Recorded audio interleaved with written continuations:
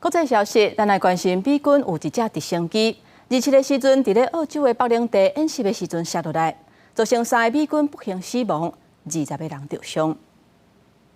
美国海军陆战队一台 MV-22B 系英式运输机，伫咧27例行训练时阵摔落，造成死伤。美军达尔文陆战队轮调部队发声明，几落位重伤的人送去皇家达尔文病院，原因还佫伫咧调查。This morning, 2 US Marine Osprey aircraft left Darwin and flew to the Tiwi Islands, 80 kilometres to the north of Darwin.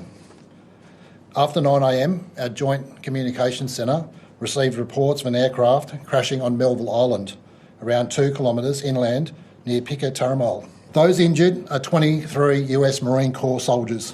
这项演习有澳洲、美国、菲律宾、印尼加当地分2500万人参加。A US aircraft was involved in Exercise Predators Run 2023.